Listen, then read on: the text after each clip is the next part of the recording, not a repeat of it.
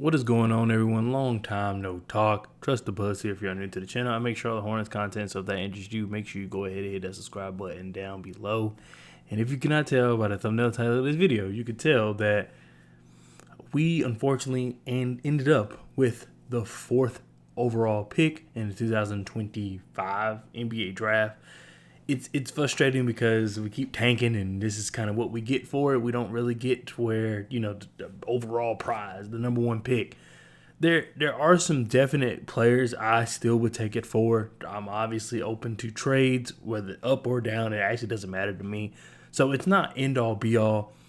At four, I think the good thing about it is there at four there should be a group of players that it really doesn't matter where you have them on your big board. I think everybody would agree that they're in the same tier. So I don't feel as though you will be missing out. You might be missing out on a specific skill set you may want that you feel as though will better the team, but I don't think you'll be missing out in terms of overall hype and talent. I got to go back and look at some notable fourth overall picks, but we know that it's not always the number one pick that takes off, or the number two pick even. Sometimes it is the fourth pick. Sometimes it is the fifth pick. And with the Hornets' record in drafting, I know that we look at other teams and be like, well, their fourth pick was this, but with the history of our franchise, if we get a fourth pick and they're decent, they're good, like they may make an all-star or two, that would be leaps and bounds better than what we normally have happen with the franchise. Now, I'm not sitting here trying to settle down into it or talk myself into the fourth overall pick. The fourth overall pick. The fourth pick sucks, especially when you have intentions of getting one or two. I was very cool with one or two. Obviously there's a difference between one and two, but I was very cool with either or. To fall down to four, I think, is where it gets shaky. But once again, you fall into that tier of players where they all kind of have the same ceiling to me. I don't know what to do going forward as far as the team. I don't know what idea they may have. There are options here at four with like VJ Edgecombe, who I feel as though could like help rise the floor of the team. So keep the team exactly as is, and then VJ Edgecombe, I think, help rises that floor and allows the team to kind of get on break and make plays. In the fashion they like to. They like to get in transition. That's how they like to play.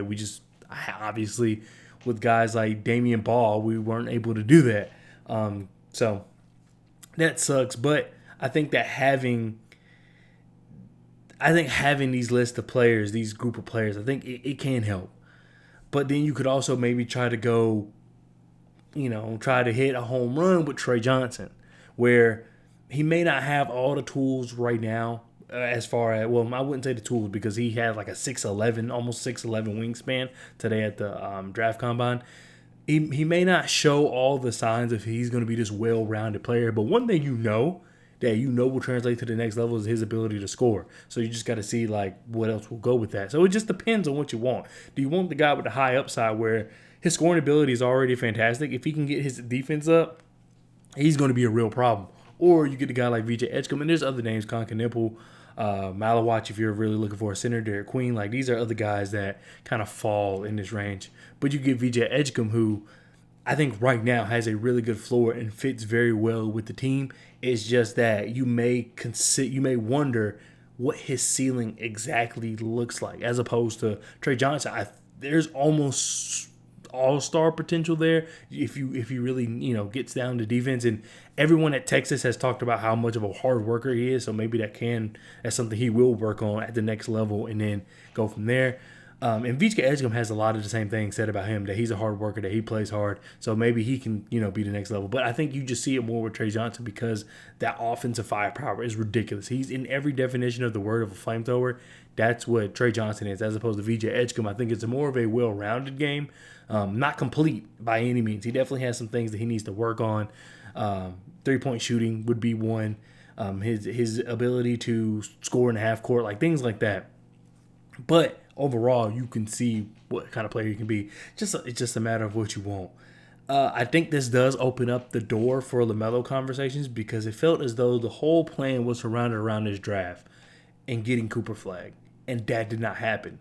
Now, of course, if our front office is smart, which they've shown that they are, so until they prove otherwise, I have to roll with them. they have to have a backup plan. What that backup plan is, I don't know, but I think that you have to consider trading LaMelo, which we'll talk about that at another point in time. It has nothing to do with, for me, it has nothing to do with LaMelo. It's everything to do with, I do not like sitting here and waiting and being like, oh, we'll eventually get the piece to really get this thing going and we're going to be dangerous. But I'm also of the mind where you are already paying him.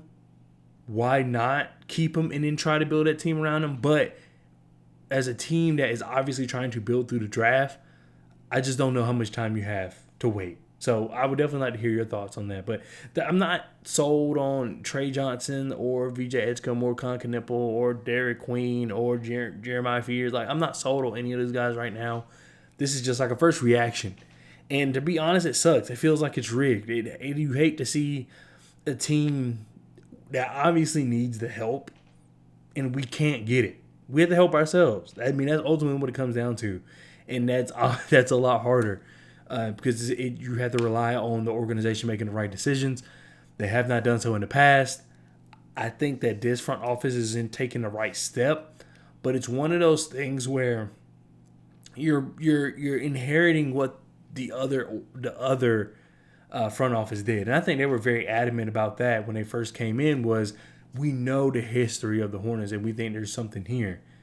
So you are bringing on that burden that the other front office left. So it does feel like you need to hurry up and get good. But I don't think they necessarily need to hurry up and become a good team. That's just me. But I think they do need to hurry up and start building in the right direction. And right now it feels a little stagnant. Their first draft, they get TJ Salon, who's not ready. You have LaMelo, you have Brandon, we don't know what's going on with Mark. So there's only two players that you kind of really know what you have to an extent. Everybody else is just kind of out there, and you're just hoping for the best. They've shown signs. I like Trey Mann. Hope he's back. It seems like he'll be back. I like Nick Smith Jr. He's shown signs. Hope that he can continue to grow and develop. I really can't say same with Miles Bridges, but Miles Bridges has been iffy with me. I just don't know. He would work if this team was good. I would have no problem with him. But considering we're so far behind, it feels as though we need a different type of good player. And I feel as though it's a little redundant with LaMelo, Brandon, Miles. And that's how I almost feel with Ace Bailey, who could fall to 4. But I think having LaMelo, Brandon, Miles, and Ace, I think that would just muddy up things. So my whole point is, I think that this front office needs to start looking to build. Right now, we're just gathering players, and I don't know where that exactly is going to get you. It works sometimes where you have a myriad of players and then they eventually develop and then boom.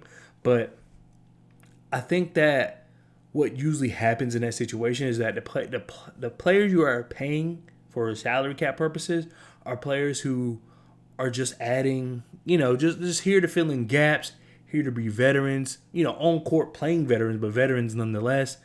And they're not really someone you're looking to develop. You're just looking for them to kind of be like a role model and just help set your team up for success in the future.